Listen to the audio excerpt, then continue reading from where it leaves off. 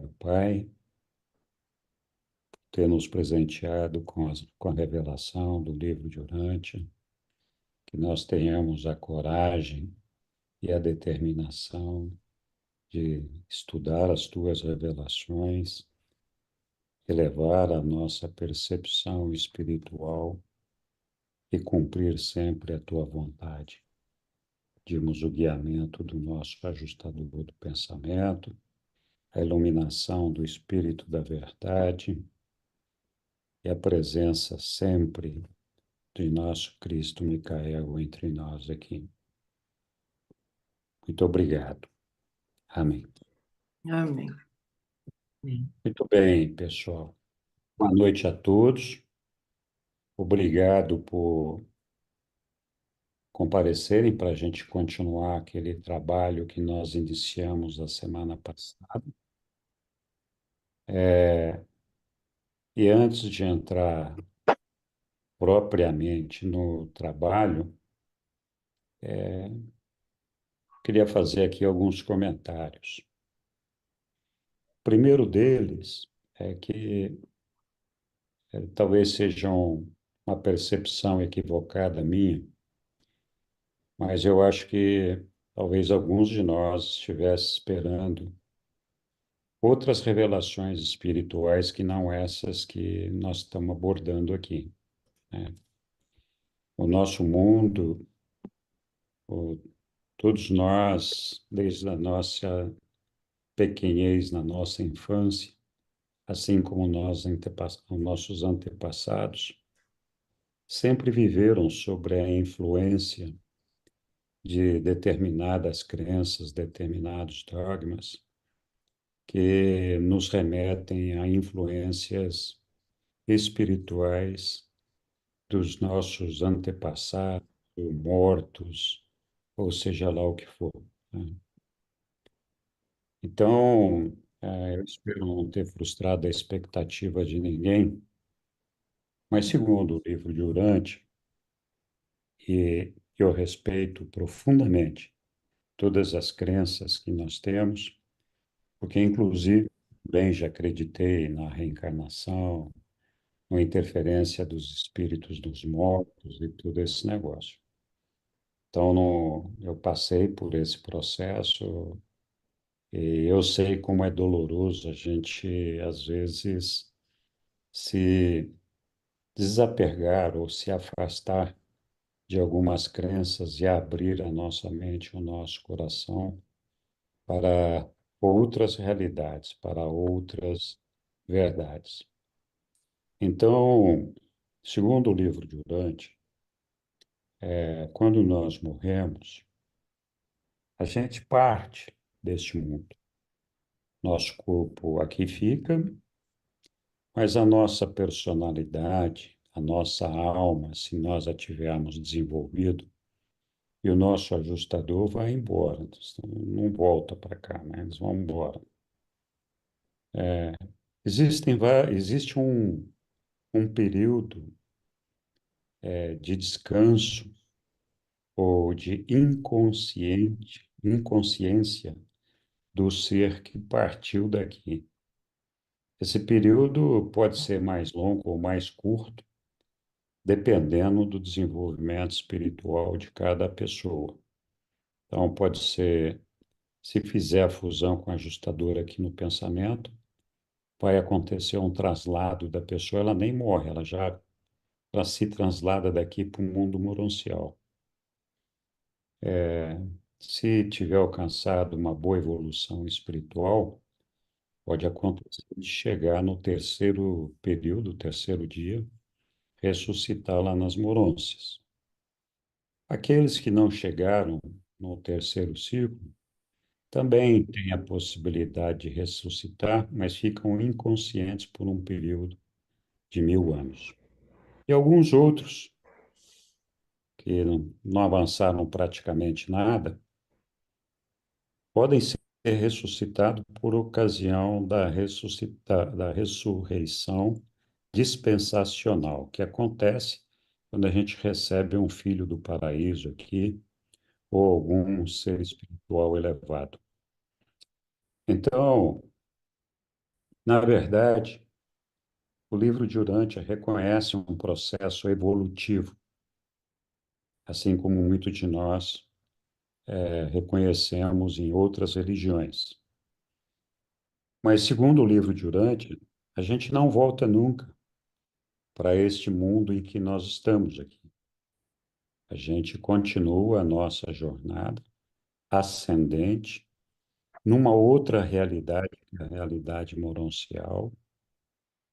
E nessa realidade moroncial, nós podemos chegar a viver a possibilidade de trocar o corpo por até 570 vezes. Mas não é um corpo material como o nosso aqui, é um corpo cada vez mais espiritualizado. E assim é até que nós alcancemos a fusão com o nosso ajustador do pensamento. Então, quando nós alcançamos a fusão com o ajustador do pensamento, nós nos transmutamos, primeiro aqui de seres materiais para seres moronciais, e logo, depois da fusão, de seres moronciais para seres espirituais. E aí já não passaremos por outras transformações neste ambiente finito. Então, os reveladores, eles são muito claros em insistir conosco que não existe a possibilidade de alguém que morreu voltar. Eu sei que existem muitos fenômenos, muitos questionamentos, muitas dúvidas, porque a gente vê, às vezes, situações que acontecem que fica difícil aceitar essa ideia do livro de Urântia. Mas quando a gente analisa a lógica do livro de Urântia sobre essa lógica, sobre essa ótica, realmente não teria chance disso acontecer. Então, tá bom. Então, é isso daí. Isso não significa que as pessoas que acreditam numa interferência espiritual, seja ela de que natureza for, devam abandonar essa ideia hoje ou amanhã. É uma questão de cada um assimilar suas verdades interiores e aceitar ou não essa revelação da forma como ela está. Então, não precisamos nos precipitar. Se alguém tiver dúvida, pode fazer perguntas, a gente vai tentar responder da melhor forma possível. Mas nosso estudo aqui está sim voltado para todas as influências espirituais que nós recebemos, ou quase todas. O livro tem, os reveladores nos contam de uma miríade de seres que trabalham em uníssono, em concordância, para desenvolver o nosso espírito, para desenvolver a nossa espiritualidade. Então, assim, praticamente tudo que existe no universo dos universos está feito com o objetivo maior de fazer com que cada um de nós chegue até o nosso Pai universal. Por isso, a influência espiritual e de outras energias que são emanadas a partir do paraíso são tão importantes para nós, porque sem elas nós não conseguiríamos fazer essa jornada ascendente. Então vamos lá. Semana passada a gente cobriu um pouquinho sobre essas questões e influências espirituais, mas acho que o estudo que a gente vai abordar hoje está mais próximo de nós, porque nós vamos falar das influências espirituais, principalmente no universo local. Eu quero sempre lembrar que eu não vou fazer um trabalho aqui exaustivo de todas as influências espirituais que nós podemos ter, dos quase infinitos seres que são colocados pelo Pai à nossa disposição para promover o nosso crescimento espiritual. Então, eu vou me concentrar principalmente naqueles que afetam a gente aqui de uma maneira mais próxima e mais imediata, para que a gente possa compreender melhor e não ficar divagando em outras coisas. Mas é importante que todos saibam que o que eu vou apresentar aqui não é um estudo exaustivo, mas ele reflete bem os principais pontos de influência espiritual que nós recebemos neste mundo e no mundo moroncial. Outra coisa importante, eu já falei a semana passada, alguns desses temas são bastante polêmicos, porque o livro de Urântia não tem uma interpretação oficial.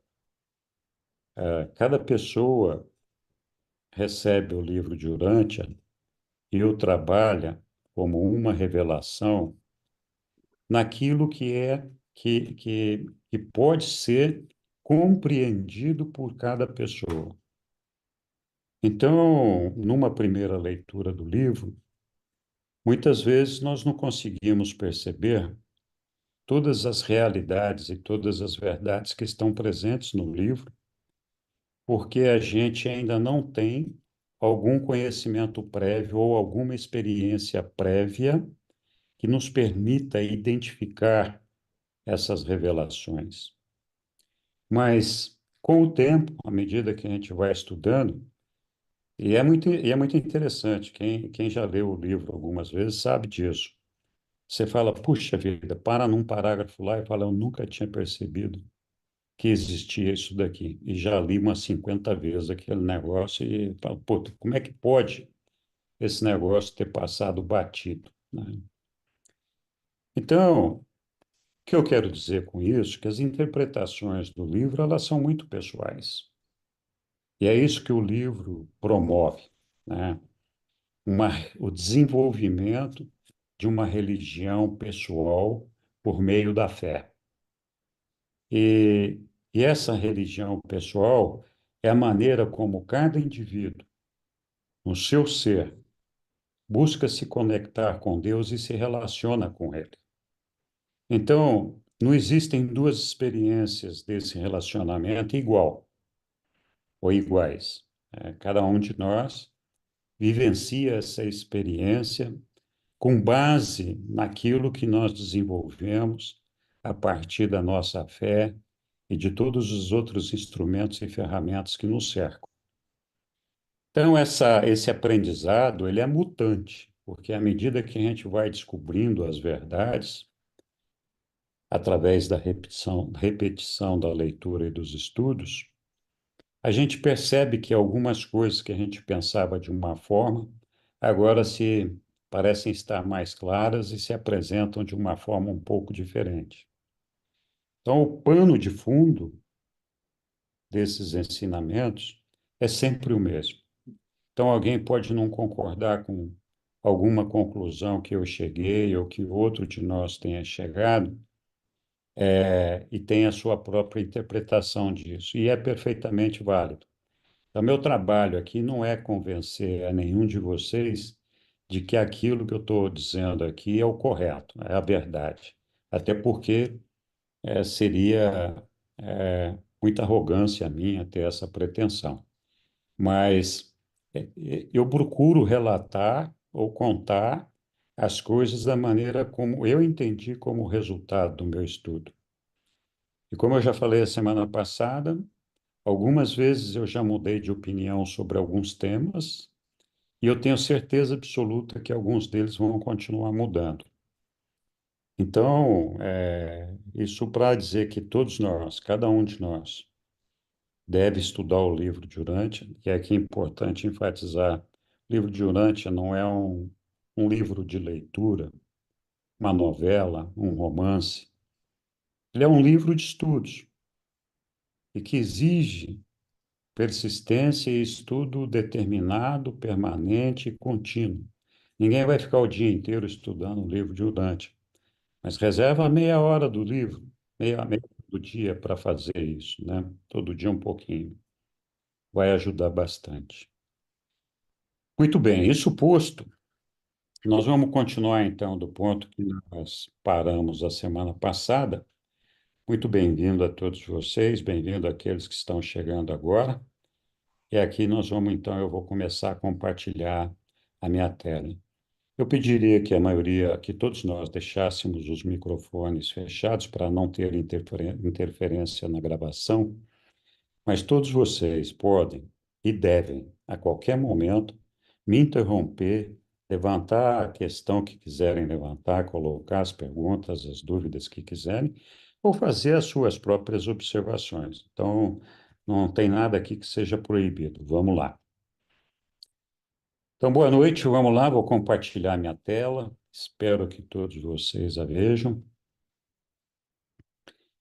Nós estamos aqui, então, na segunda parte dessa apresentação, que eu acho que agora já está no modo de apresentação para todos vocês. Se alguém não estiver vendo, Sim, por favor, me avise. Então, nós estamos falando dos circuitos espirituais que nos transmutam.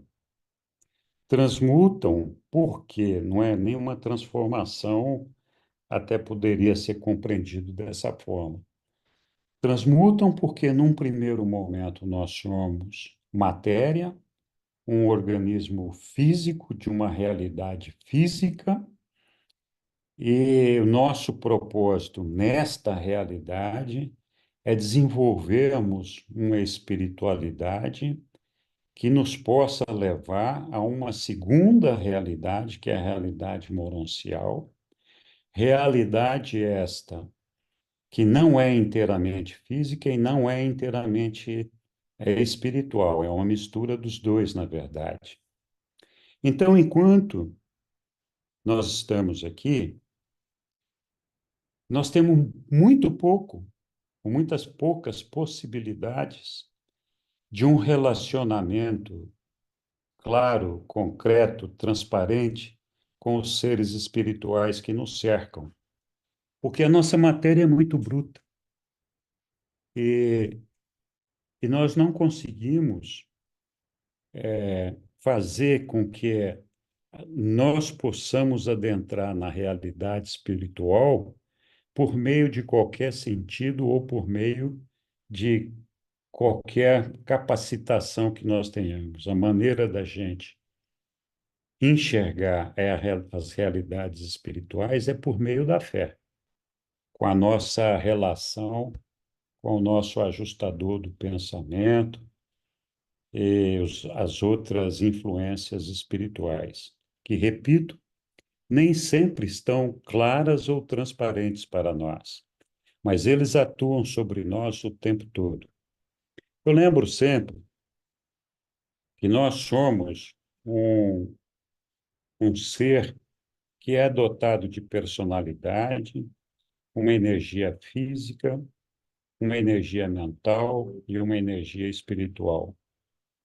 A personalidade é o protagonista da nossa carreira e essas outras três energias, mais dia ou menos dia, são completamente integradas na nossa personalidade. Por enquanto, elas andam junto. Mas a nossa personalidade não vai mudar a energia mental. Não existe a possibilidade da nossa energia mental desaparecer e a personalidade buscar uma outra energia mental, como foi aventada semana passada, da energia mental do ajustador do pensamento. Então, o protagonista da história é a personalidade, mas a identidade, a mente a qual ela está associado é o nosso eu, e é esse eu associado à personalidade que vai chegar até o paraíso. Então, se esse eu desaparecer, a personalidade não vai continuar a carreira dela. Vai ser devolvida para o nosso Pai através da entrega dela ao Supremo, que é o Deus experiencial em formação. Não faria sentido para nós, de maneira nenhuma, que em algum momento a gente se fusionasse com o nosso ajustador do pensamento, e a partir daquele momento, a identidade do ajustador fosse então ser integrada na personalidade para fazer essa carreira ascendente. O ajustador já é perfeito, ele não precisa participar dessa experiência. Ele não tem que aprender nada, ele não precisa experienciar nada. Ele, na verdade, vai estar ali para nos guiar, para nos orientar, para nos levar até o nosso Pai. Não fosse assim, não faria sentido que a gente ficasse pelo meio do caminho e, a partir de um certo ponto, o ajustador é que tocasse o negócio. Os reveladores nos contam que, quando nós alcançamos a fusão com o ajustador do pensamento, nós somos espíritos do primeiro estágio. Depois nós passamos pelo segundo, terceiro, quarto, quinto, sexto, quando nós chegamos no paraíso e integramos o corpo de finalidade. E ainda assim, os reveladores nos dizem que nós ainda temos mais um nível de espiritual para alcançar, um sétimo estágio de espiritualidade para ser alcançado, que só vai ser alcançado possivelmente quando a gente adentrar no ambiente absoluto. Ou seja, isso denota claramente que existe uma carreira progressiva de aprendizado, evolutiva, de crescimento, até a gente chegar em tudo isso daí. Então, não faria sentido pensar que, a partir da metade do caminho, o ajustador do pensamento assume a personalidade e ele, pessoalmente, se dirige até o Pai. Não faz sentido isso daí.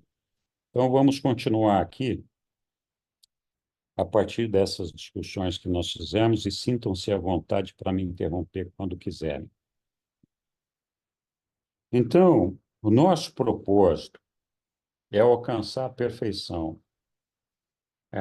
A mestria da personalidade é uma, é uma, é meio que um sinônimo dessa perfeição. Então, nós vamos aqui estudar um pouquinho como é que vai acontecendo essas coisas.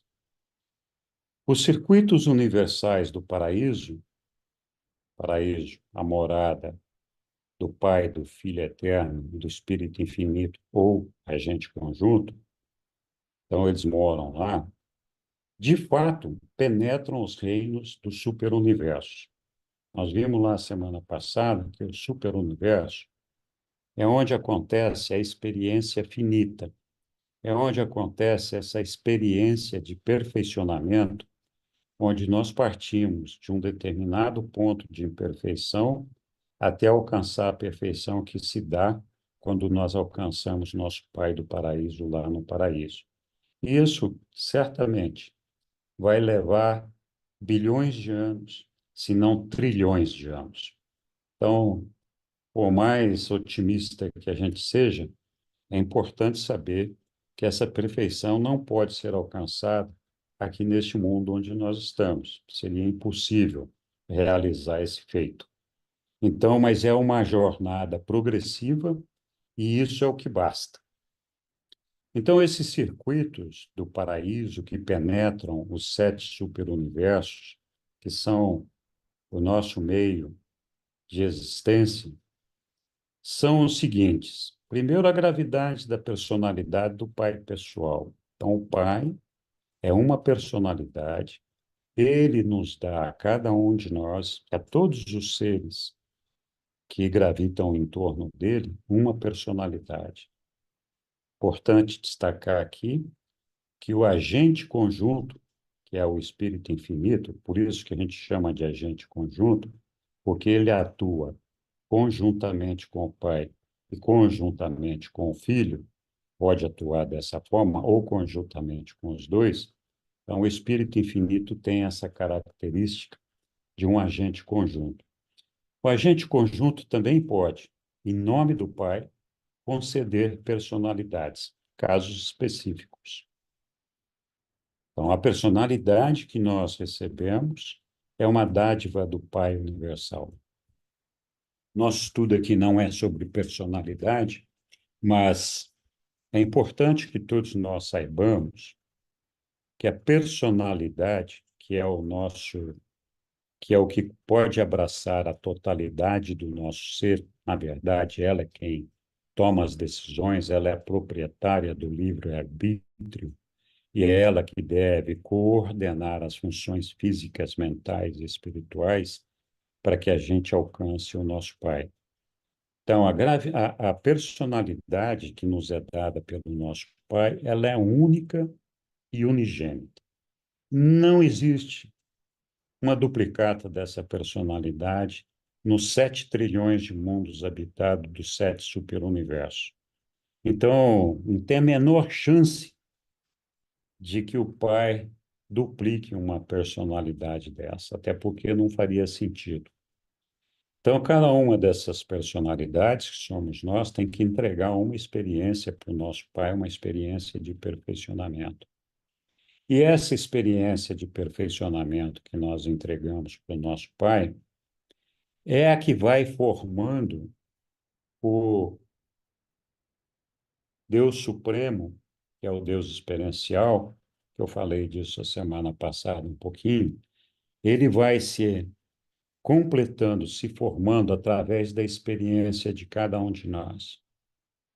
Então, cada vez que algum de nós não avança nesse projeto, não avança, se retira desse projeto, desse processo, fica uma lacuna ali experiencial no nível do Supremo que demora para ser recuperado por outros meios e outros caminhos, mas nunca por uma personalidade igual àquela que não cumpriu o seu papel.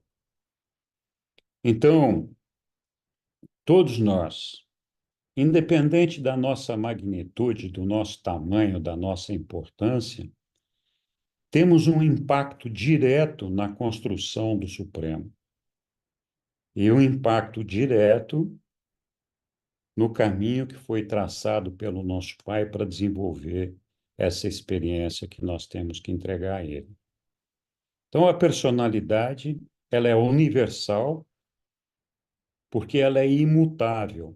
Ela atua bem em qualquer nível de realidade, seja na realidade física, que nós estamos aqui, seja na realidade moroncial, seja na realidade espiritual. E ainda na realidade do finito, na realidade do absoluto e na realidade do absoluto. Então, a personalidade tem essa característica de ser universal e atuar bem em qualquer fase da realidade em que nós nos encontremos. Isso é importante a gente gravar, porque a personalidade não muda. Não muda o que quer dizer. Quer dizer que ela não tem uma vestimenta, um órgão, um lugar, uma âncora onde ela está alojada. Nós não temos como definir onde a personalidade se encontra em nós. Não é uma coisa palpável, nem discernível num primeiro momento. Diferente, por exemplo, da nossa mente, que é também uma concessão do Espírito Infinito e nos chega através do Espírito Materno, nós vamos falar mais disso. E essa mente, embora seja extremamente capacitada e capaz de processar tudo aquilo que nós precisamos, ela fica limitada temporariamente pelo órgão ou pelo instrumento, pelo assento onde ela está depositada. Então, nós já falamos que a nossa energia mental, ela funciona no nosso cérebro enquanto aqui na vida material. Mas quando a gente morre, o nosso cérebro morre. Então, dentro desse cérebro que tem infinitas limitações, é impossível a nossa mente desenvolver todo o potencial que ela tem para nos levar ao conhecimento do espírito e da espiritualidade que nós precisamos conquistar via comprovação pessoal. Por isso que nós dependemos da nossa fé. A fé é um instrumento que substitui em nós essa percepção espiritual que nós não temos. A outra gravidade, que é a gravidade espiritual do Filho Eterno, ela é o centro de todas as energias espirituais dos universos. Tudo que é espiritual é canalizado e centralizado no Espírito, no Filho Eterno. O Filho Eterno é a revelação do Espírito do Pai. No Filho Eterno, o Espírito do Pai é inqualificável.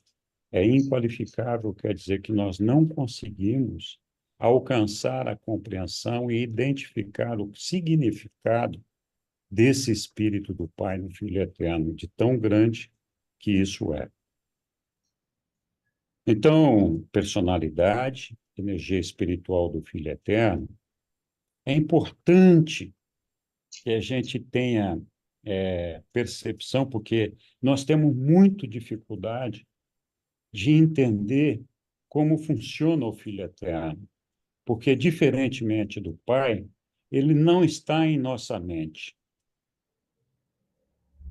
E não estando em nossa mente, fica difícil da gente perceber as influências desse espírito do Filho Eterno.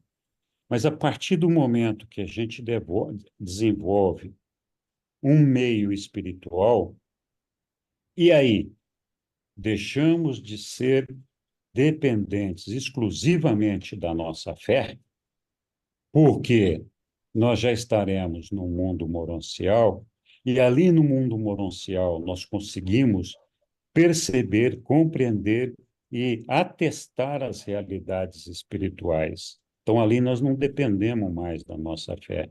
E isso acontece justamente porque naquele mundo moroncial, nós perdemos essa matéria bruta e a essa matéria foi adicionado uma matéria espiritual que nos dá, então, essa possibilidade de perceber as realidades espirituais. Eu comentei antes, aqui na matéria, nós estamos limitados a 5 sentidos percebíveis pelo nosso corpo.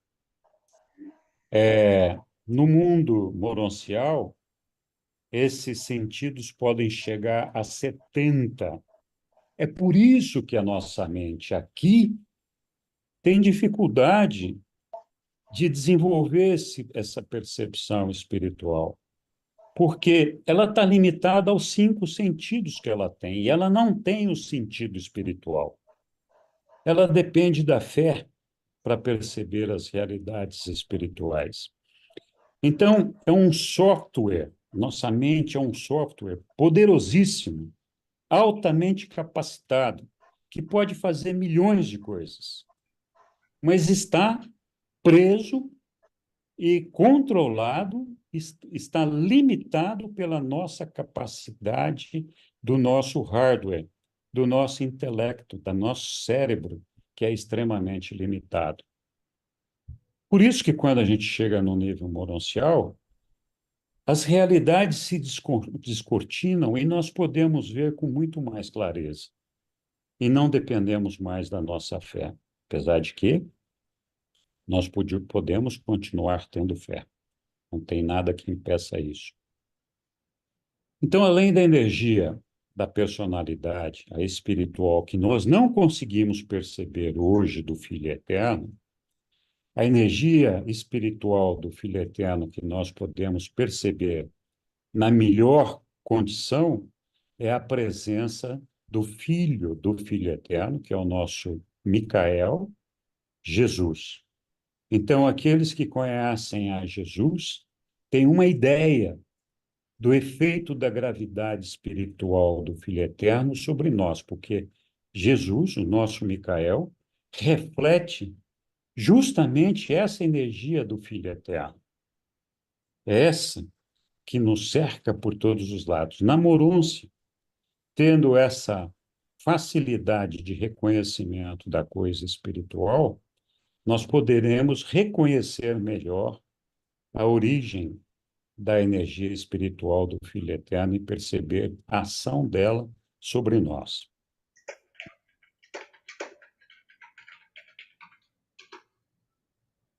Ainda falando aqui dessas gravidades, dessas energias, a última delas, no nosso caso, é a gravidade material, cuja origem é da Ilha Eterna.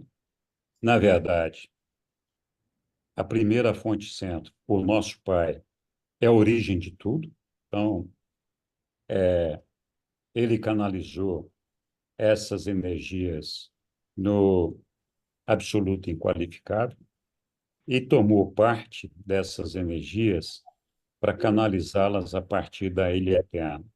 Então, a energia da material que nos cerca, ela é provida a partir da Ilha Eterna. Quem manipula essas energias é o Espírito Infinito, o agente conjunto. É ele que trabalha para atuar sobre essas energias e transformá-las em pedra, papel, vegetal, enfim, todas as coisas que foram planejadas pelo Pai e pelo Filho, o plano que eles traçaram, quem materializa esse plano é o Espírito Infinito, o agente conjunto. E essa, então, energia que nos chega para construir o nosso corpo é o da Ilha Eterna. Importante lembrar que todos nós, independente da realidade onde estivermos vivendo, nós vamos ter, entre aspas, um corpo, uma forma. Enquanto estivermos no meio moroncial, nós teremos lá um corpo moroncial. Quando nós chegarmos na condição de espírito, nós teremos lá uma forma espiritual. E atenção, essa forma espiritual é discernível, a ponto de que cada um de nós pode reconhecer essa forma, assim como nós reconhecemos aqueles que nos são semelhantes aqui.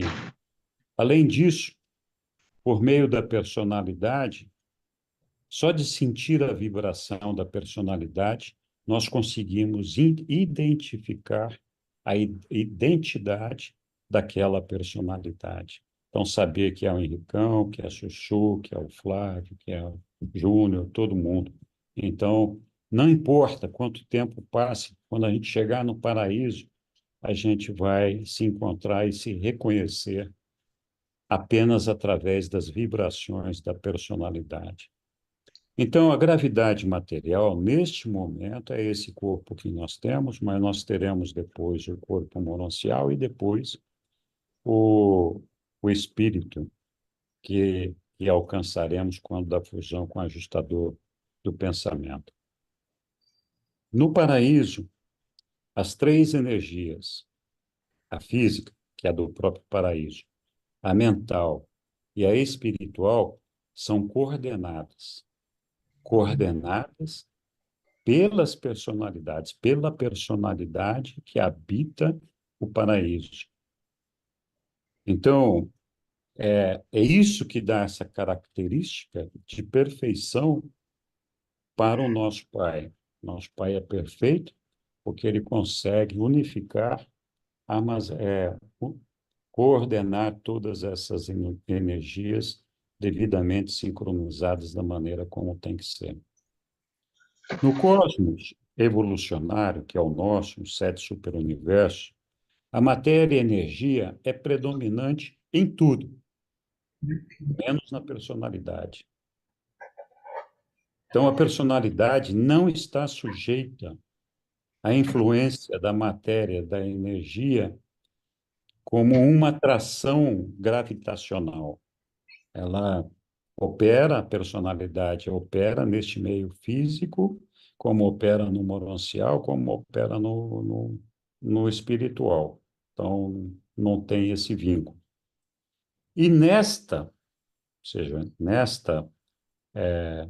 e para a mestria desta personalidade, o nosso espírito ajustador do pensamento, que habita a nossa mente, que é uma fração do nosso Pai, luta com a mediação da nossa mente, para que a gente possa desenvolver essa espiritualidade e promover essa coordenação e essa unicidade do nosso ser, divinamente coordenado pela nossa personalidade, unificar a energia física, mental e material. Os reveladores nos dizem aqui também que o espírito é a realidade fundamental da experiência da personalidade de todas as criaturas.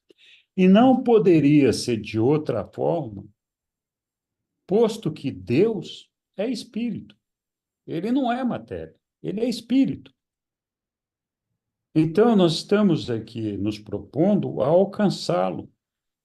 Para alcançá-lo, nós temos que ser espírito. Não existe a possibilidade de que nós cheguemos à presença dele num corpo material. É por isso que essas transmutações de fases material, mononcial, espiritual são necessárias para que a gente possa, então, uma vez alcançada a condição de espírito, ter a oportunidade, a possibilidade de alcançar a presença do nosso Pai no paraíso. Ok. Falar um pouquinho da sobrevivência da personalidade do espírito da mente, aqui já recapitulando alguma coisa da, da semana passada. Nós já vimos lá que os reveladores nos dizem que quando se diz que o homem tem identidade, reconhece-se que ele está de posse de um circuito de mente. Então, de alguma forma, a mente do indivíduo está associada à sua identidade. Eu não sei se a gente pode confundir mente com identidade, identidade com mente, ou que seja uma coisa conjunta. Eu não cheguei numa conclusão sobre isso ainda. Existe um ponto dos reveladores que me deixou em dúvida sobre isso e eu não consegui esclarecer. Não vou entrar nesse tema agora para não causar tumulto. Então, o que é certo é que para que a gente possa ter a nossa identidade funcionando, nós temos que ter uma mente funcionando. E essa mente, esse circuito, está de alguma forma vinculada a essa identidade. Por isso que não faz sentido a gente achar que a nossa mente vai morrer quando morreu o nosso cérebro aqui. Porque se a gente perdesse nossa mente aqui, nós perderíamos a nossa identidade, que está associada a essa mente. Então, como indivíduo, nós deixaríamos de existir. E a nossa personalidade, então, não teria mais à sua disposição aquela identidade que permitiria que ela avançasse na sua trajetória para chegar até a Ilha do Paraíso e encontrar o nosso Pai lá. A nossa mente, a nossa identidade associada à nossa personalidade, nós podemos dizer que é o nosso eu de valor. E esse eu de valor para a nossa sobrevivência, ou seja, para que a gente não morra com a nossa morte aqui, a gente possa continuar depois dessa morte, só evolui com o estabelecimento de um transferidor potencial da sede da identidade, da personalidade em evolução, que é essa identidade que nós temos aqui, com essa mente que nós temos aqui, que possa ser transferido do veículo transitório da vida, este nosso cérebro que está aqui conosco agora, do corpo material, transferir para onde? Para a natureza mais duradoura e imortal da alma mononcial. Ou seja, a possibilidade de continuidade da nossa identidade, da nossa mente, decorre da possibilidade da existência de uma alma mononcial, E essa alma moroncial é construída pelo nosso ajustador do pensamento com a nossa permissão, permissão da nossa mente, permissão da nossa personalidade. E essa permissão acontece quando nós fazemos a vontade do nosso Pai. Então, se não houver essa alma do outro lado, a nossa personalidade não vai poder, porque é ela que faz isso, não vai poder transferir a nossa mente, a nossa identidade para a nossa alma. Então, se não tem para onde transferir, como eu já falei ali atrás, a nossa identidade deixa de existir e nós não podemos prosseguir, a personalidade não pode prosseguir na sua carreira evolutiva, porque lhe falta a identidade. Ok. Contudo, a personalidade mortal, aqui estamos dando ênfase nesse assunto, por sua própria escolha, então, escolha da personalidade, possui o poder de transferir o seu assento de identidade, que é o nosso cérebro material, do sistema temporário do intelecto material, para o sistema mais elevado da alma moroncial. Então, aqui os reveladores só estão repetindo aquilo que eu já havia antecipado ali atrás. A transferência da nossa identidade, da nossa mente, é feita pela nossa personalidade e é canalizada pela personalidade. Canalizada não é uma palavra boa. É transferida do nosso cérebro para a nossa alma moroncial. No tempo, o corpo do homem é tão real quanto a mente e o espírito. Não tem dúvida disso. Na morte, tanto a mente, que é que eu botei do lado uma notinha, a identidade, sem querer dizer que mente e identidade são a mesma coisa, mas que estão vinculados, quanto o espírito sobrevive. Vou repetir. Na morte, tanto a mente quanto o espírito sobrevivem, enquanto o corpo não. Mas só vai sobreviver se a gente tiver construído a nossa alma. O espírito sobrevive porque ele é o ajustador do pensamento, ele volta para o Pai. Se a gente não ressuscitar, paciência. Ele investiu esforço, tempo, dedicação em nós e não alcançou o seu objetivo porque nós não quisemos que assim fosse. Então, ele vai se preparar para habitar uma outra mente em algum outro mundo, de algum outro local. Então, os reveladores, em algum ponto, nos dizem que um ajustador que habitou um ser mortal num determinado planeta nunca mais volta para aquele planeta. E esse é um dos princípios que sustentam a ideia da não reencarnação aqui na Terra, porque assumir a reencarnação seria assumir que o nosso ajustador voltou ou nós ganhamos um novo ajustador, que não faz sentido. Então, esse é um dos pontos que os reveladores levantam para nós. Esse parêntese aqui foi só para aproveitar a oportunidade. A volição da criatura não pode existir sem mente. Nós já falamos ali atrás, se a personalidade não tiver mente, não tiver identidade, nós não podemos continuar a nossa carreira volitiva. Impossível. E nem podemos transferir essa responsabilidade para o nosso ajustador do pensamento. Não faz sentido nenhum isso. Mas ela perdura. Eles estão falando da mente aqui. Não pode existir sem mente, mas ela perdura, a despeito da perda do intelecto material. É os reveladores que estão falando. A sobrevivência da identidade depende da sobrevivência da alma imortal. Mais claro do que isso, mais transparente do que isso, eu acho que é difícil. Então, nossa identidade só vai sobreviver se a gente construir a nossa alma imortal. Muito claro. De status moroncial nossa alma, cujo valor divino é crescente. A identidade da personalidade sobrevive por meio da sobrevivência da alma e na própria alma. Não tem como não entender que a nossa identidade passa a estar alojada na nossa alma e ali junto com ela a nossa mente. Ou uma coisa é a outra ao mesmo tempo, ou estão intimamente associadas. Então a nossa mente sai daqui com a nossa identidade, é transferida pela nossa personalidade para a nossa alma. Não existe o nascimento de uma mente nova, nem o nascimento de uma identidade nova quando nós alcançamos o nível espiritual, moroncial.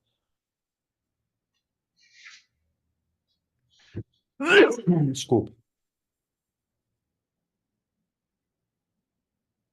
Ainda, os reveladores nos dizem o seguinte, que a permanência da memória, logo após a nossa ressurreição, então é assim, quando a gente é ressuscitado, a nossa memória ela vai sendo gradualmente reconstituída pelo nosso ajustador do pensamento que viveu todas as nossas experiências. Porque a nossa mente ali, ela está confusa, ela está sentada, está sobre um assento que é novo para ela, que é a matéria mononcial, e ainda está aprendendo a funcionar dentro desse assento novo. Então, existe um período de confusão. Então, durante esse período, o ajustador do pensamento, ele vai trazendo para nós as nossas memórias e reconstruindo essa memória. Não é que ele dá uma memória nova para nós, é a mesma memória de sempre, ele só ajuda a nossa mente a recuperar essa memória. Esse trabalho também é feito pelo nosso anjo serafim guardião. Diga lá, Silvana.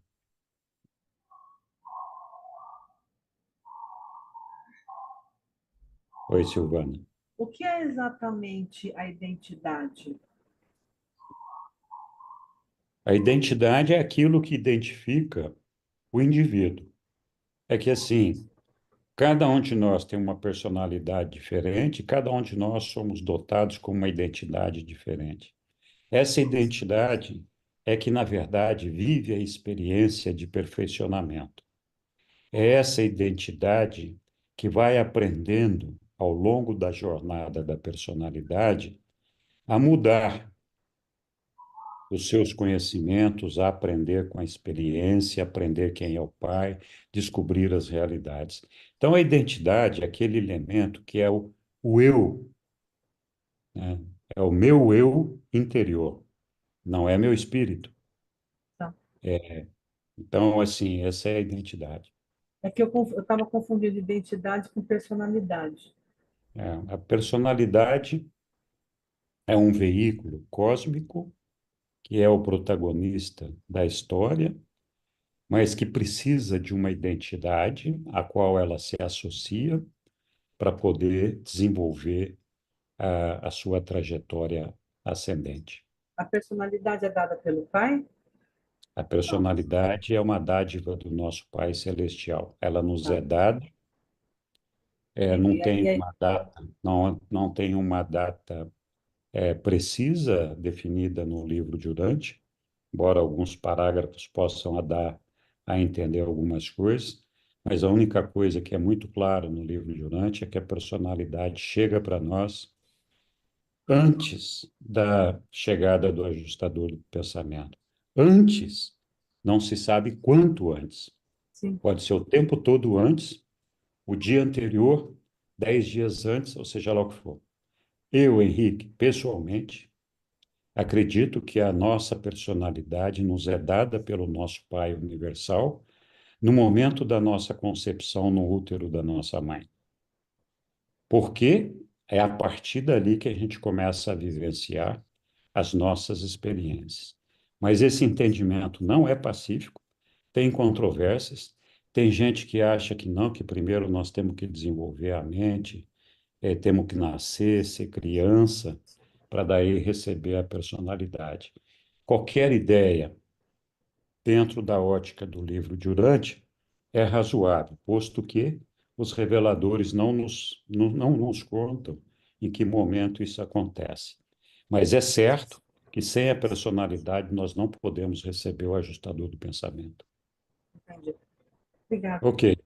Diga lá, Roberto, você tinha levantado a mão. Olha, boa noite, pessoal. Boa Henrique, noite. só para um entendimento do Jorge Park, ele fala assim, ó, a personalidade é quem nós somos. A individualidade é o que nós somos. E a identidade é aonde e quando nós somos. Ele faz isso aí. Eu não vou me estender, mas É, isso me ajudou muito. isso talvez ajude a gente a diferenciar a identidade da personalidade, que de fato são diferentes, são coisas diferentes. Mas vamos lá, vamos continuar aqui. Puxa, agora que tá, né? Onde foi que eu parei? Ah, tá aqui. Henrique, nós poderíamos considerar nosso eu inferior, não? Não. Não, né? Não, só para... Estava pensando aqui, ficar com meus botões.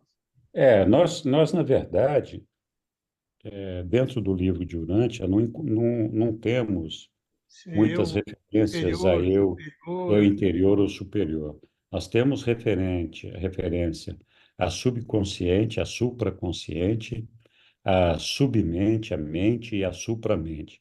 Mas não temos referência, pelo menos não que eu me lembre, a eu inferior ou eu superior. Não me lembro. positivo. Obrigado. Então, a permanência da memória logo após a nossa ressurreição é a prova da retenção da identidade do eu original, ou seja, é esse euzinho que está aqui, o Henricão, bonitão, falando para vocês. Então, quando eu morrer, eu acordar do outro lado, a minha identidade vai ser essa aqui que vos está falando. Vamos lá. Bom, isso posto, nós vamos adentrar agora na parte que mais se aproxima do nosso dia a dia, das nossas vidas como seres mortais do mundo que nós habitamos, como parte do universo local de Nébaron.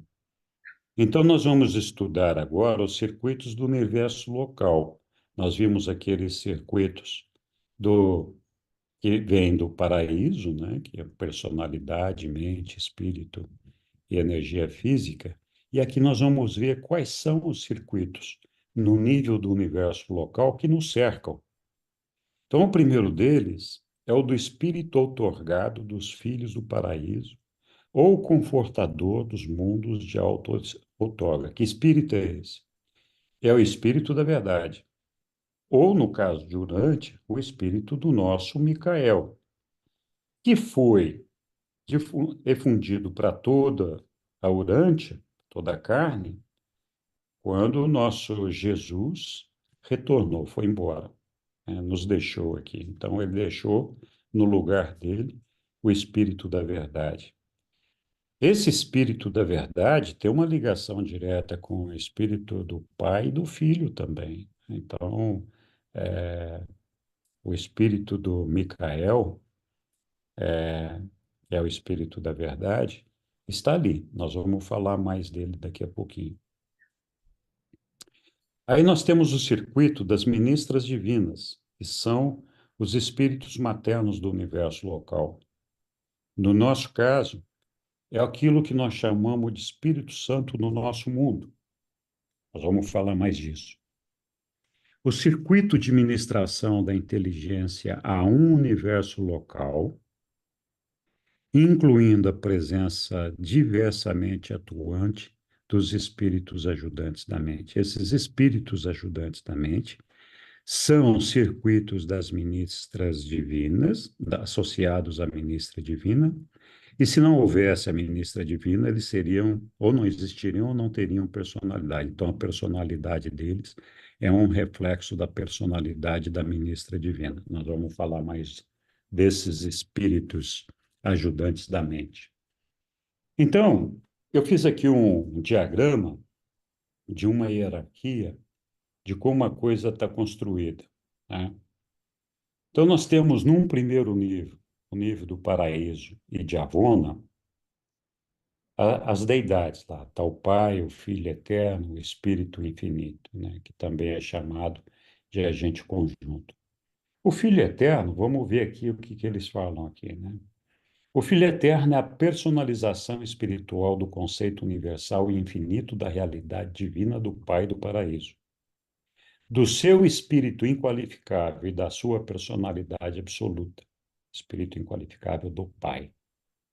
E por isso o Filho constitui a revelação divina da identidade do Criador, do Pai universal.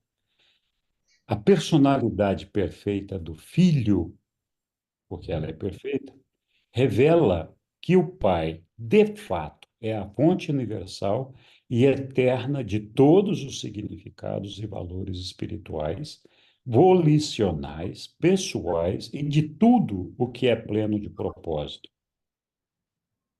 O Filho Eterno é o centro espiritual e o administrador divino do governo espiritual do universo dos universos. Eu já falei ali atrás, toda energia espiritual está centralizada na deidade do Filho Eterno. Deus é espírito e o Filho é uma revelação pessoal desse espírito.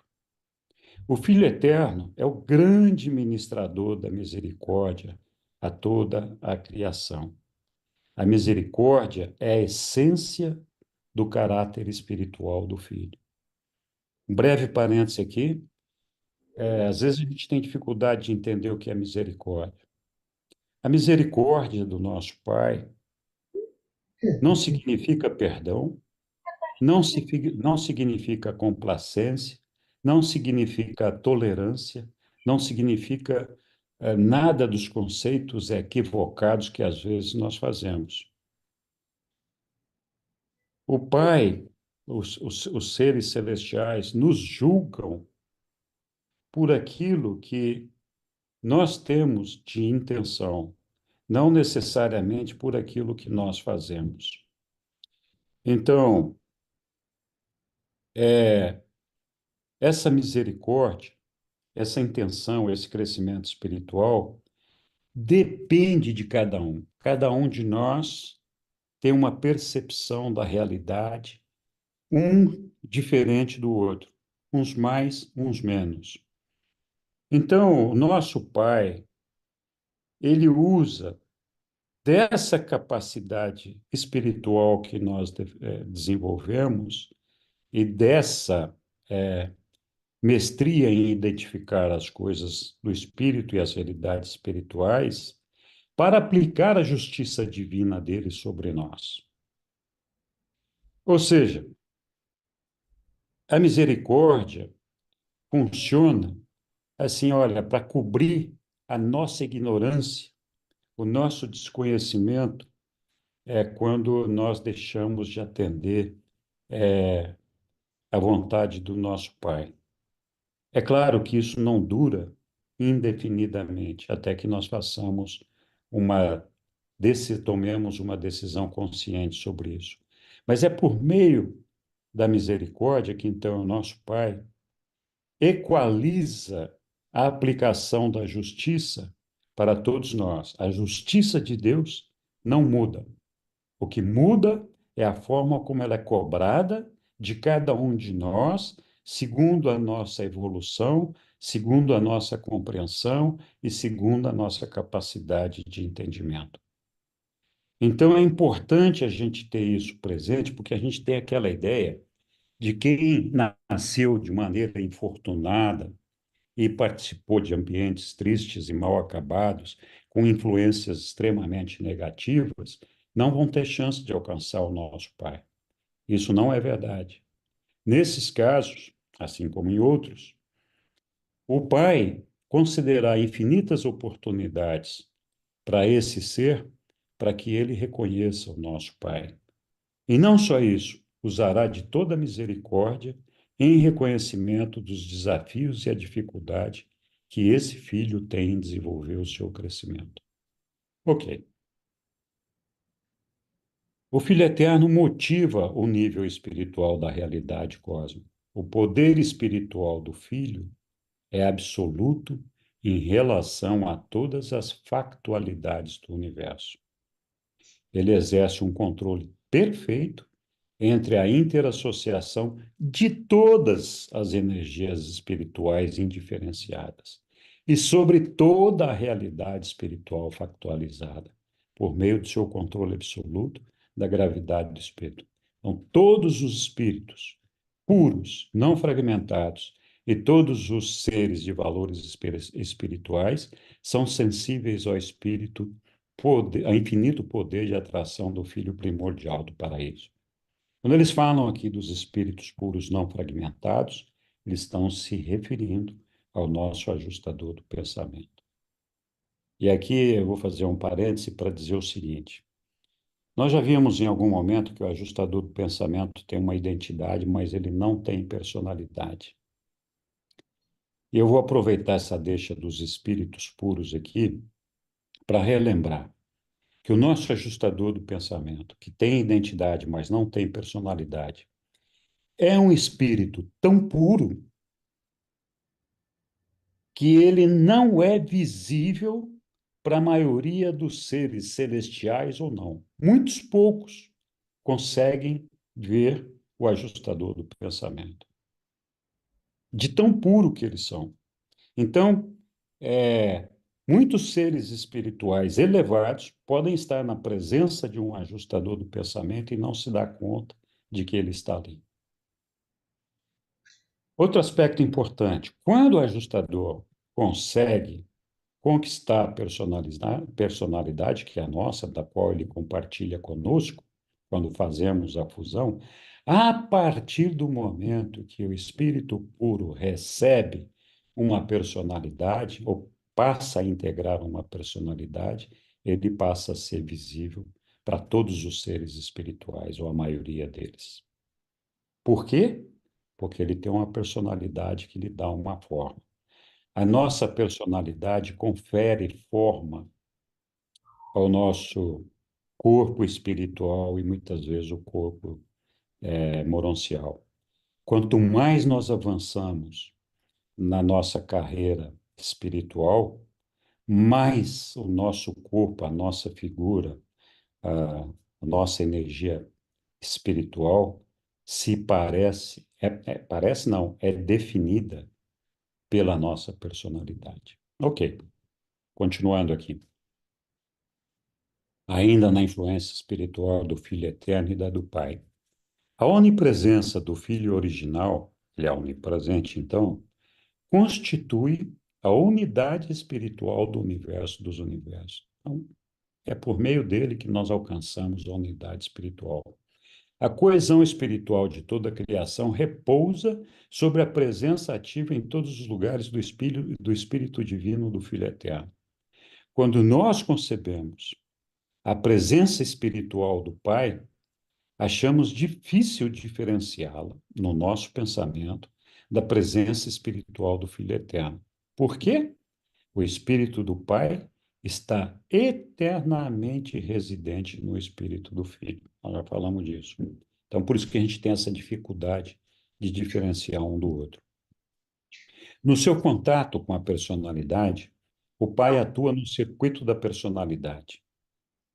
No seu contato pessoal e detectável com a criação espiritual, ele aparece nos fragmentos da totalidade da sua deidade. E esses fragmentos do Pai têm uma função solitária, única e exclusiva, onde e quando aparecerem no universo. Então, assim, os ajustadores do pensamento, eles trabalham de forma independente, isolada, fazendo o trabalho deles na nossa mente, mas sempre, em todas essas situações, o Espírito do Filho está coordenado à função espiritual da presença fragmentada do Pai. fragmentada do Pai, o ajustador do pensamento. Aqui cabe um parêntese, porque assim, o Pai pode fragmentar o seu espírito, assim como pode nos dar personalidade, porque ele se desvencilhou da absolutez espiritual e da absolutez da personalidade. De que forma ele se desvencilhou? Ele passou a forma absoluta espiritual e da personalidade para o Filho Eterno. É por isso que o Filho Eterno não pode se fragmentar, nem de forma espiritual, nem de forma da personalidade. Por isso que ele não pode dar personalidade. Então, veja, o pai construiu essa relação do pai com o filho justamente para que ele pudesse atuar livre da maneira como ele está fazendo neste mundo e aquilo que nós estamos falando aqui. Então, embora eles atuem de uma função solitária, única e exclusiva, né, em todas as situações, o espírito do filho está coordenado à função espiritual da presença fragmentada do Pai Universal. Espiritualmente, o filho é onipresente. O espírito do filho está muito certamente convosco e à vossa volta, mas não está dentro de vós, nem como uma parte de vós, como é o caso do monitor misterioso, leia-se o ajustador do pensamento, né? O fragmento residente do Pai é justamente humana para que tenha atitudes progressivamente mais divinas. Esse é o trabalho do fragmento. De um modo tal que a mente ascendente se torne crescentemente sensível ao poder de atração espiritual do circuito todo-poderoso de gravidade do espírito da segunda fonte e centro. Então,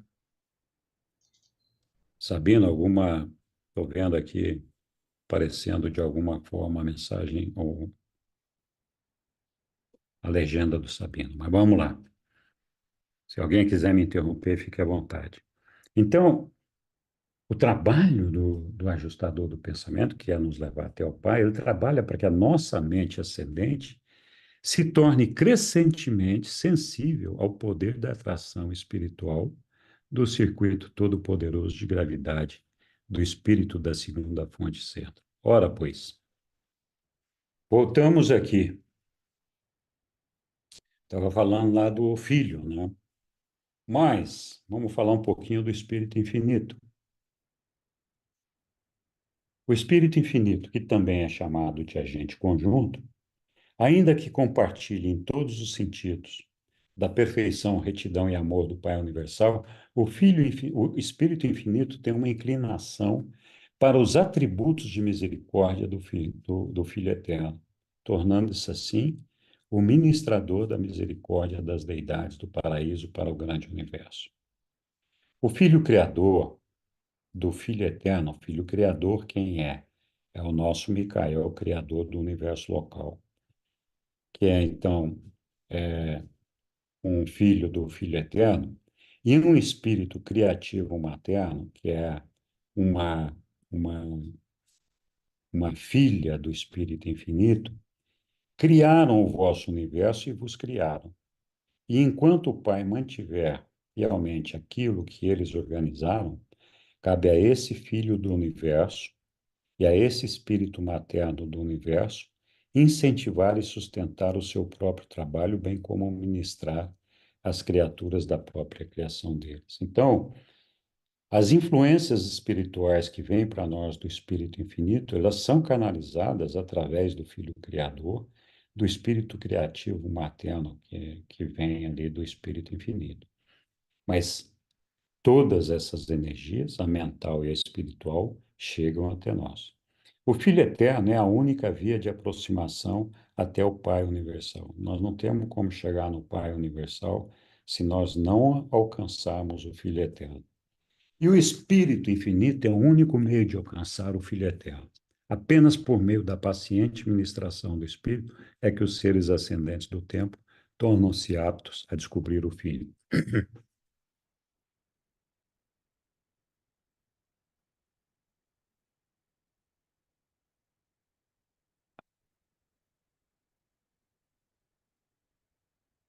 especialmente nas pessoas das filhas criadoras ou espíritos maternos do universo local, encontramos o espírito infinito devotado à tarefa de incentivar a ascensão das criaturas materiais até níveis sempre mais altos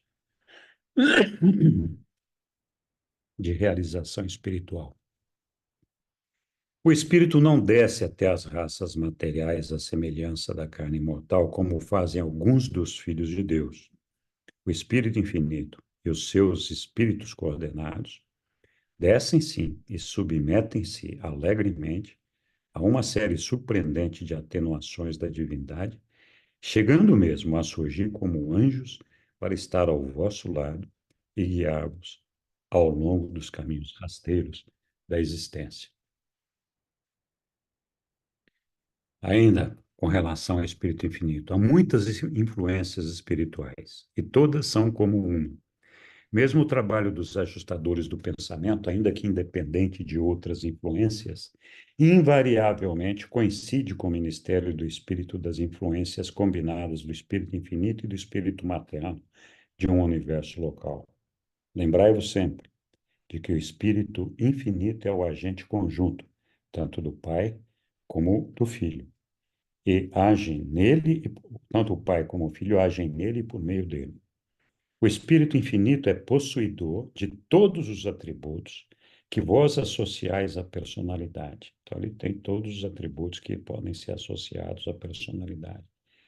Contudo, o Espírito é dotado com a mente absoluta, ou seja, tudo que é mente no universo dos universos está vinculado ou está coordenado pela mente absoluta do Espírito Infinito.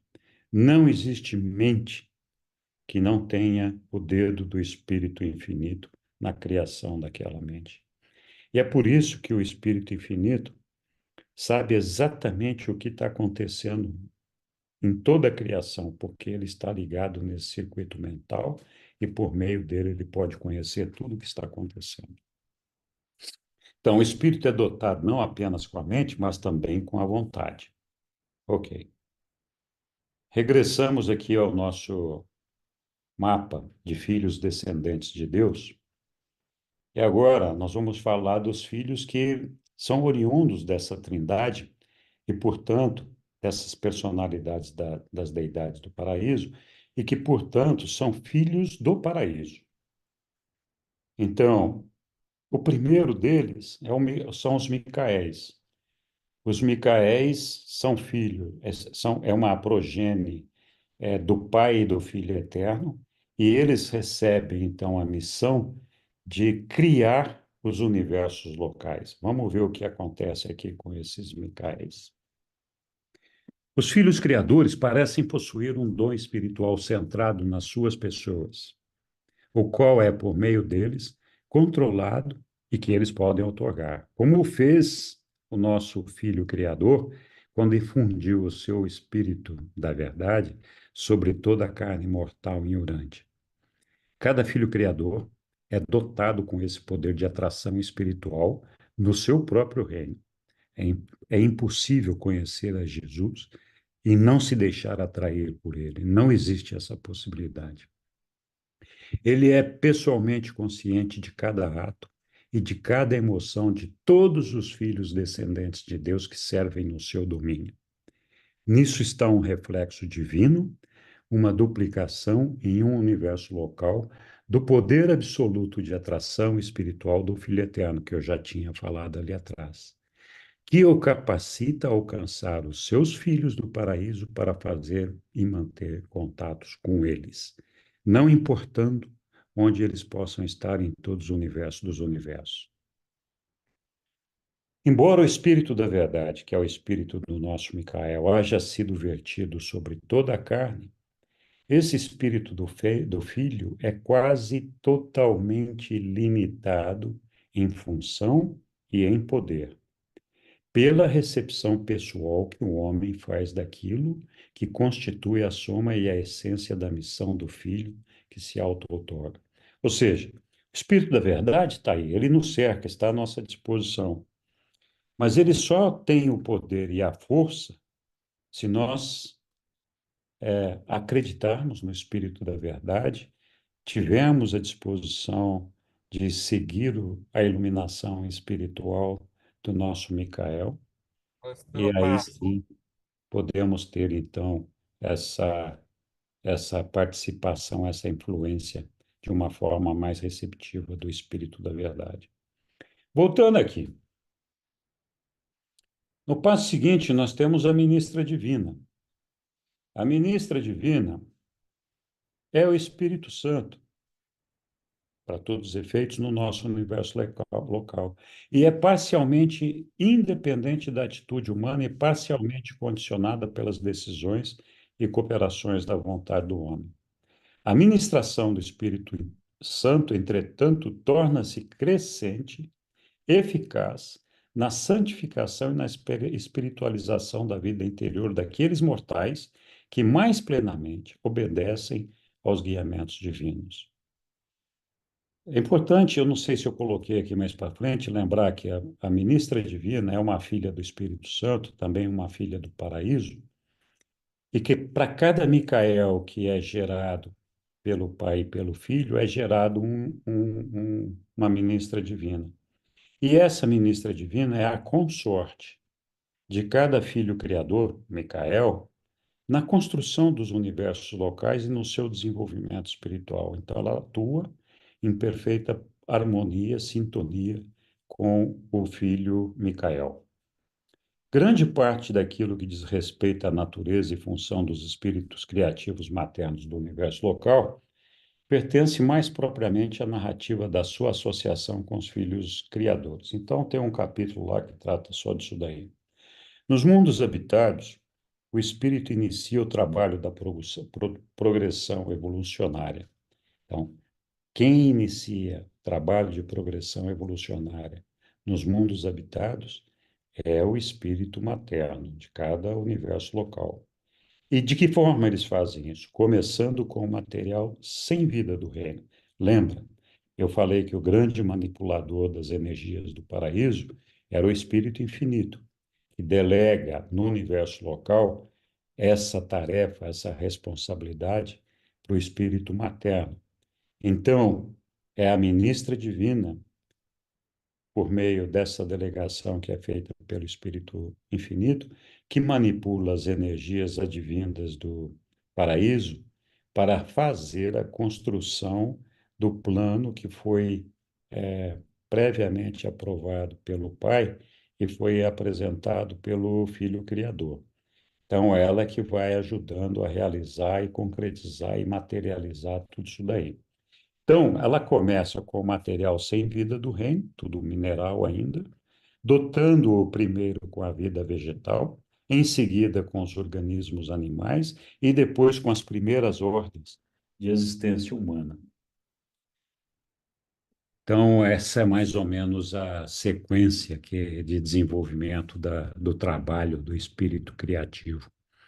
E cada concessão sucessiva contribui para o desdobramento posterior do potencial evolucionário da vida planetária, desde os estágios iniciais e primitivos até o surgimento do ser humano, do ser mortal, das criaturas de vontade.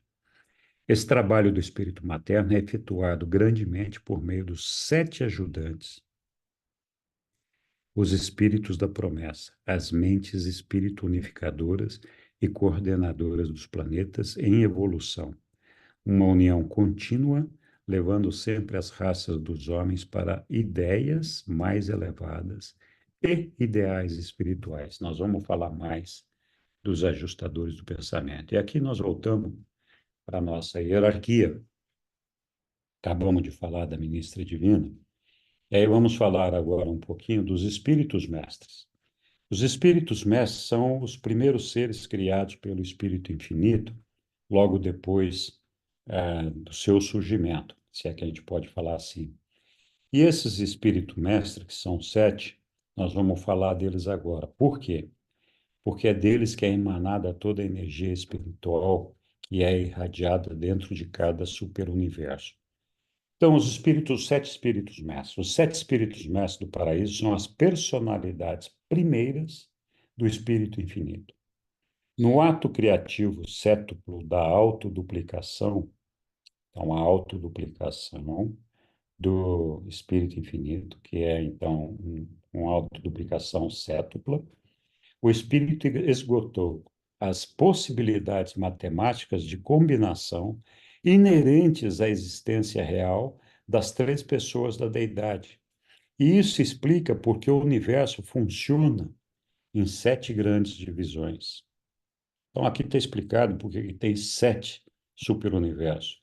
E porque o número 7 é básico e fundamental na organização e na administração do universo. Os 7 espíritos mestres têm, assim, a sua origem e semelhança das 7 combinações seguintes, derivando delas as suas características individuais. Então, o espírito mestre número 1, ele tem as energias e canaliza a energia espiritual do Pai Universal, o número 2 do Filho Eterno, o número 3 do Espírito Infinito, o número 4 do Pai e do Filho, o número 5 do Pai e do Espírito, o número 6 do Filho e Espírito, e o número 7 dos 3, o Pai, o Filho e Espírito. Por favor, perceber que eles não falam que esse 7 aí é da Trindade, não. Ele acumula as personalidades ali, centraliza as energias espirituais. Então, cada um desses espíritos mestres irradia a sua energia espiritual e emana toda a sua organização espiritual, é, arquitetura do universo e tudo mais, para cada superuniverso. Então, eles atuam, cada um deles, num superuniverso. Continuando, cada segmento do grande universo, cada universo individual e cada mundo, embora goze dos benefícios do conselho unido e da sabedoria de todos os 7 espíritos mestres, recebe a nuance e o toque pessoal de apenas um deles. E a natureza pessoal de cada espírito mestre permeia plenamente e condiciona singularmente o seu superuniverso, ou seja, é predominante naquele superuniverso. Por meio dessa influência pessoal dos 7 espíritos mestres, todas as criaturas de todas as ordens de seres inteligentes fora do paraíso de Avona devem trazer a estampa característica da individualidade indicada na natureza ancestral de um desses 7 espíritos mestres, ou seja, essa marca fica eternamente estabelecida em cada um de nós pelo Espírito Mestre, que é o condutor do nosso universo, superuniverso. Os 7 espíritos mestres não invadem diretamente as mentes materiais das criaturas individuais. Então, não tem essa possibilidade. Os mortais Jurante não experimentam a presença pessoal da influência mental do espírito mestre de Orvonton. Se esse espírito mestre efetivamente realizar qualquer... Orvonton é o nome do nosso superuniverso, né? Qualquer espécie de contato, que é o 7º superuniverso, qualquer espécie de contato com a mente individual mortal durante as idades evolucionárias iniciais de um mundo habitado, esse contato deve ocorrer por meio da administração do espírito criativo do universo local, que é a colaboradora consorte do Filho Criador de Deus. Muito bem, voltando aqui na nossa tabelinha aqui. Então, temos outros filhos do paraíso, eu não vou me deter muitos neles, o próximo seria os filhos avonais, que são os filhos, é uma descendência do Filho Eterno e do Espírito Infinito, e esses filhos avonais, que são irmãos dos nossos Micaéis, eles são aqueles que atuam no universo local, fazendo auto-outorgas em todos os mundos, onde o nosso Micael não fez. O nosso Micael só faz a outorga dele, uh, cada uma das fases da outorga num mundo.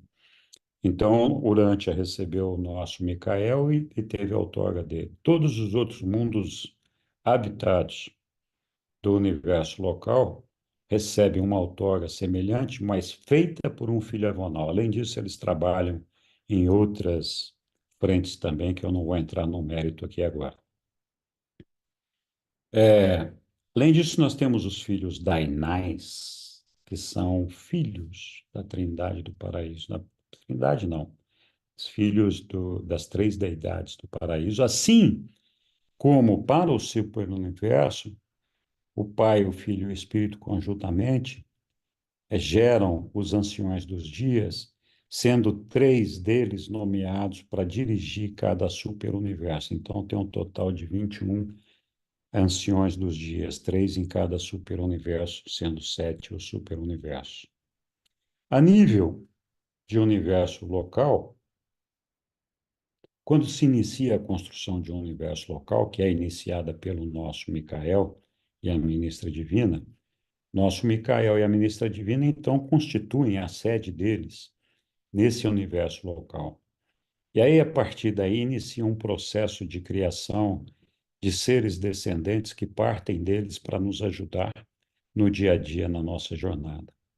Então, juntamente com os anciões dos dias, o Micael e a ministra divina, são gerados os portadores de vida, através do qual a vida é estabelecida em todos os planetas habitados. O Micael e a ministra divina, eles geram o pai Melquisedeque, que é o pai da ordem dos Melquisedeques.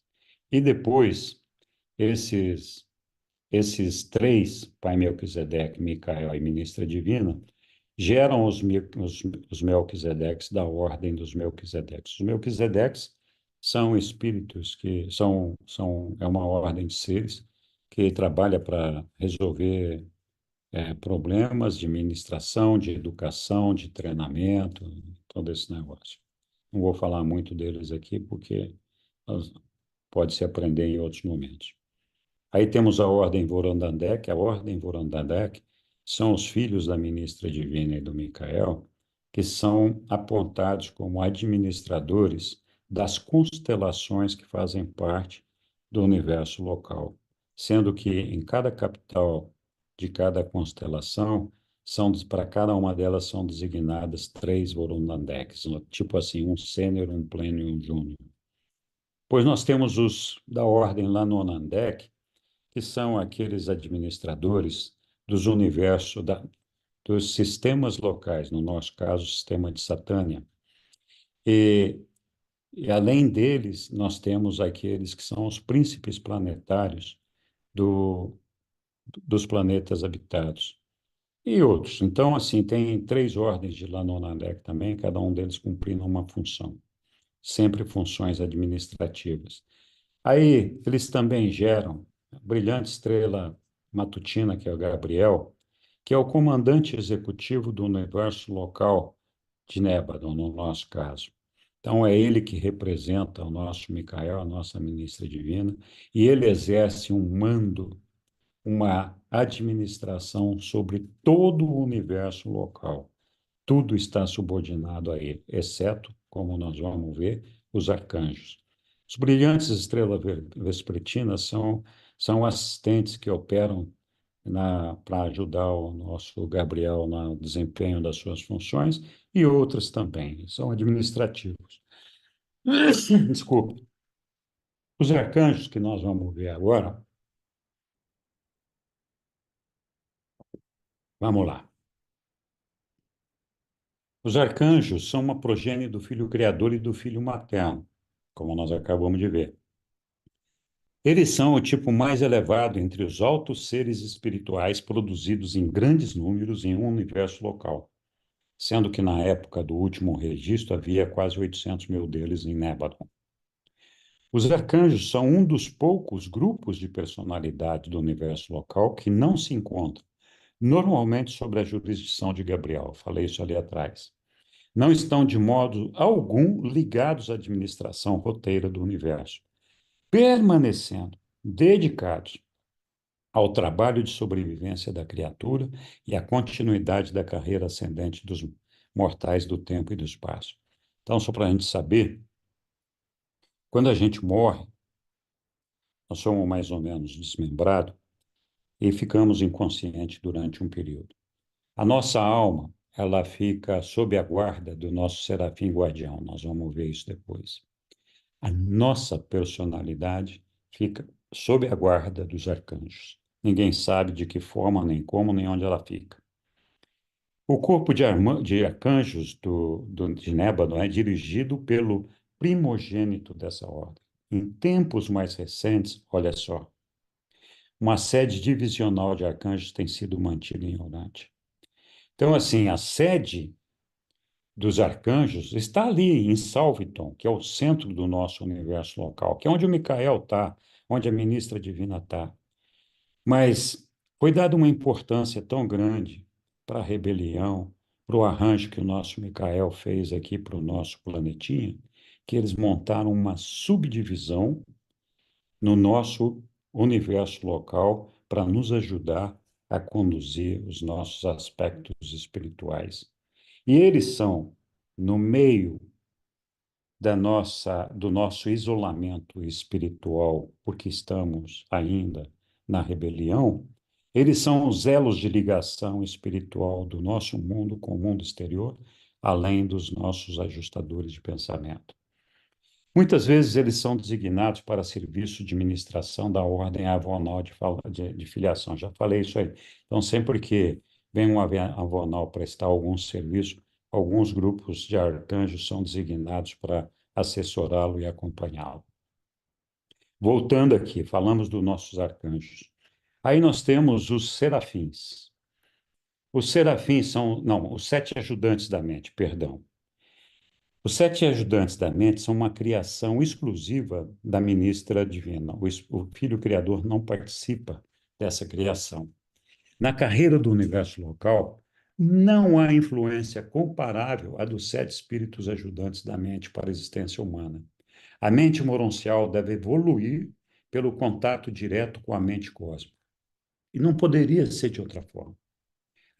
O propósito da nossa mente é alcançar a nossa perfeição do nosso eu, da nossa identidade e da nossa personalidade, lá no ambiente cósmico, chegando até o nosso Pai no absoluto. Então, como é que nós iríamos alcançar isso se nós não mantivéssemos no desenvolvimento da nossa mente um contato direto com as influências dessa mente cósmica, né? Assim como essa mente cósmica foi modificada e transladada para o universo local pela fonte criativa do intelecto, a ministra divina do universo local. Esses 7 espíritos ajudantes são uma outorga mental sétupla do espírito criativo materno. Vocês lembram? Os espíritos mestres são uma criação sétupla do espírito infinito. Então, aqui é como se houvesse uma repetição desse processo e houvesse, então, esse desdobramento sétuplo do espírito da ministra divina. Então, uma outorga mental sétupla do espírito criativo materno de um universo local. As criaturas vivas da criação conjunta do Filho Criador e desse Filho Criativo. A narrativa da natureza e funcionamento desses 7 espíritos ajudantes da mente pertence mais propriamente à história do vosso universo local. Então, quando a gente estuda o nosso universo local, se alguém tiver interesse e quiser estudar isso aqui no detalhe, vai lá e vai descobrir tudo que tem sobre esses 7 espíritos. Os 7 espíritos ajudantes da mente são uma criação da ministra divina de um universo local. Esses espíritos médios são semelhantes em caráter, mas diferentes em poder.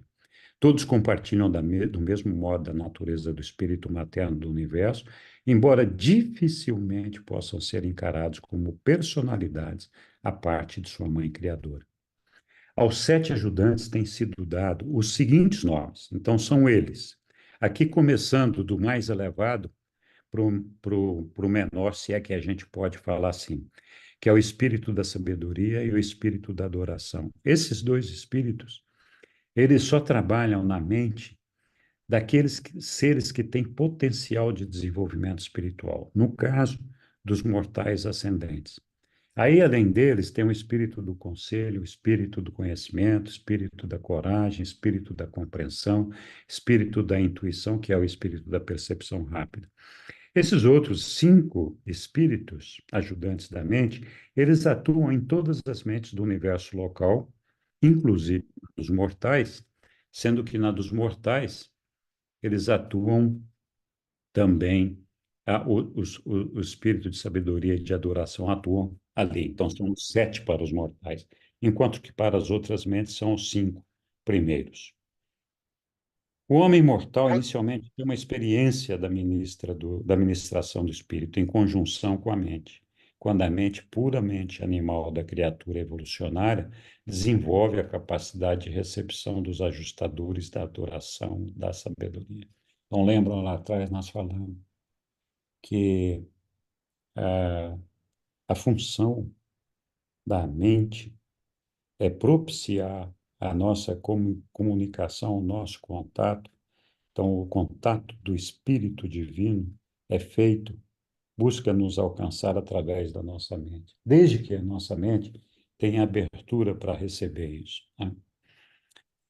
Essas mentes, já com funções de adoração e da sabedoria, imediatamente são incorporadas aos circuitos espirituais da ministra divina. Então, nos mundos que não receberam ainda o Espírito da Verdade, quando um ser mortal desenvolve a sua mente a ponto de receber o espírito de sabedoria, que é o último, ele imediatamente passa a ser candidato a receber um ajustador do pensamento.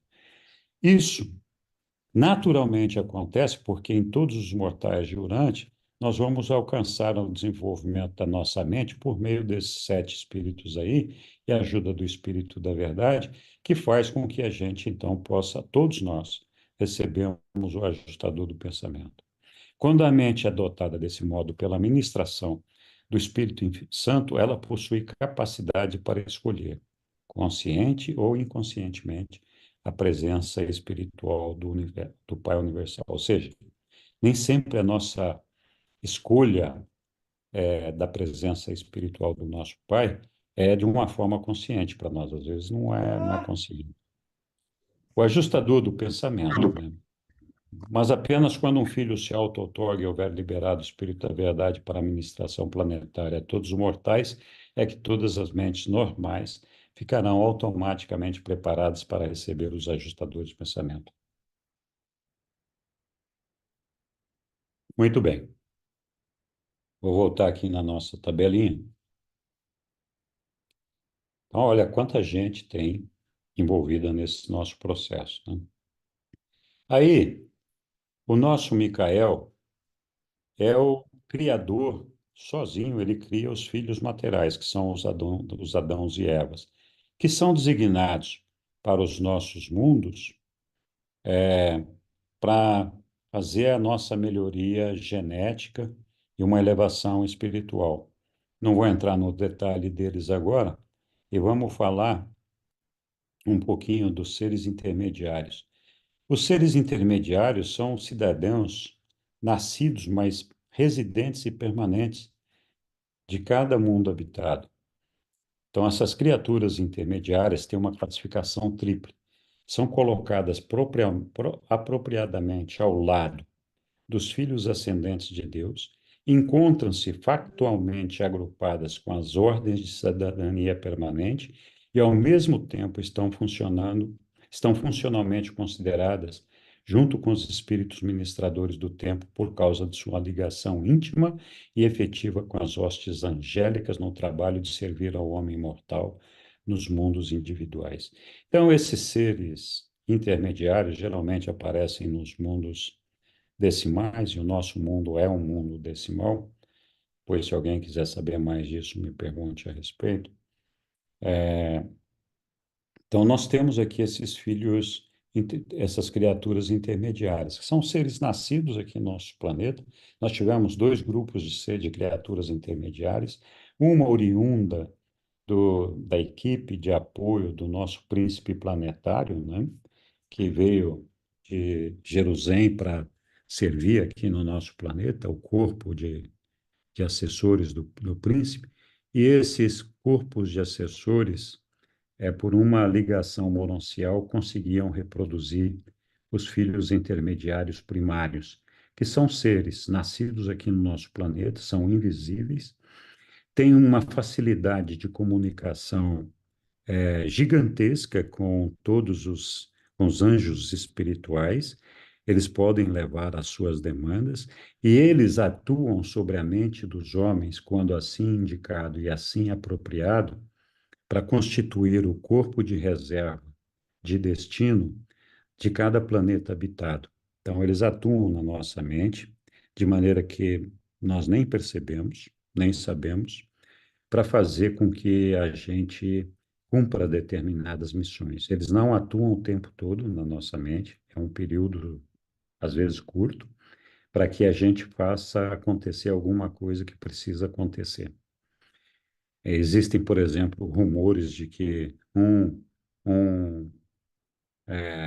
uma criatura intermediária teria impedido que o Kremlin acionasse o botão das bombas atômicas num determinado momento lá na Guerra Fria. Também existem rumores de que teria sido um intermediário que teria liberado da prisão a São Pedro.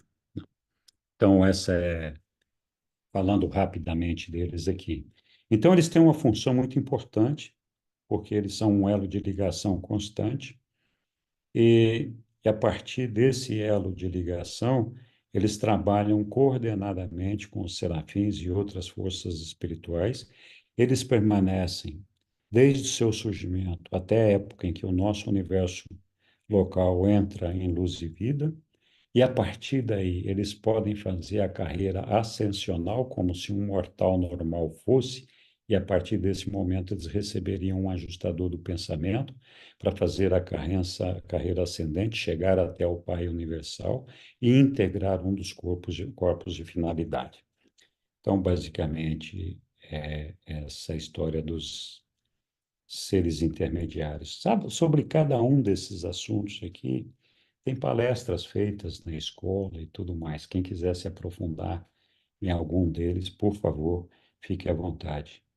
Eu agradeço a todos pela atenção, por terem participado aqui, e vou abrir para que algum Henrique, dá momento, licença alguma um coisa. pouquinho. Será que alguém Sim, podia tirar uma foto daquele organograma que você fez?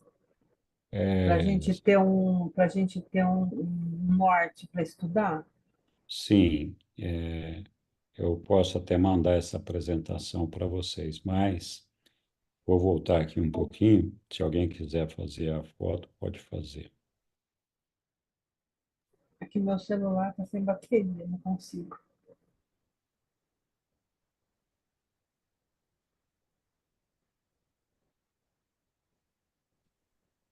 Tá aí.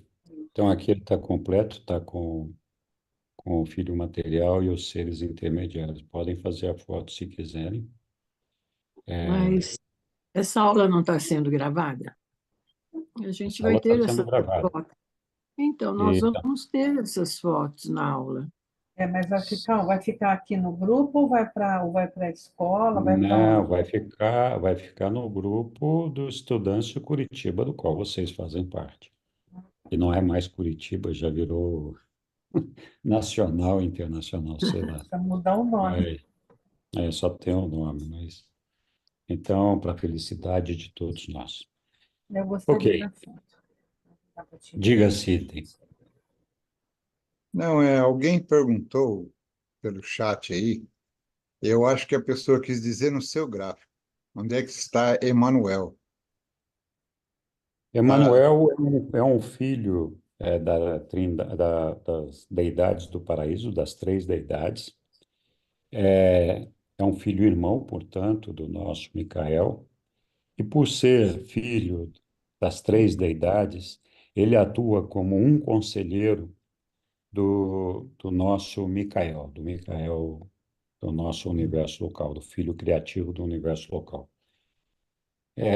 Então, essa é a função deles. Eles são enviados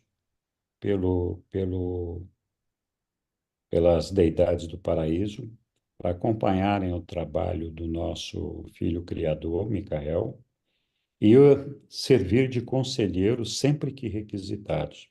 Então, durante, por exemplo, a outorga do nosso Micael aqui no nosso mundo, durante o período que ele esteve aqui, Emmanuel foi quem conduziu as coisas ali no universo local de Nébara. E foi ele quem aconselhou ao nosso Micael sobre as suas metas, objetivos, sobre várias coisas que ele tinha que observar durante a sua auto-outorga aqui em Urântia. Isso tudo está descrito no documento 120. Muito bem. Não sei se eu O respondo. Henrique, e o Espírito Santo, que a gente, como a gente conhece na Igreja Católica, ele estaria onde? Então, o Espírito Santo, que a Igreja Católica reconhece, na ideia da Igreja Católica, seria a terceira pessoa da Trindade. Desculpa, vou Sim, beber uma. Mas não é.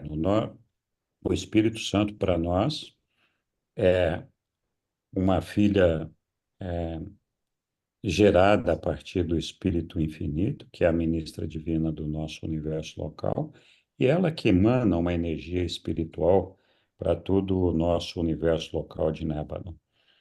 Ela fica retida ali em Salvington, que é a capital do nosso universo local, e ela não pode sair dali. Mas a presença, ela é onipresente, a presença dela é irradiada por todo o limite do nosso universo local. Então, ela exerce uma influência contínua sobre tudo isso. Como o nosso Micael não é onipresente, ele não pode estar em todos os lugares ao mesmo tempo, ele tem uma dificuldade na emanação do Espírito da Verdade, porque ele se ausenta muito de Salvington para outras tarefas, inclusive para visitar o paraíso. E quando ele faz isso, ele não consegue controlar o Espírito da Verdade. Então, ele delegou à ministra divina, que não sai dali de Salvington, a ministração do Espírito da Verdade, que é dele, mas que é ela que irradia esse Espírito para todos nós de maneira contínua e permanente.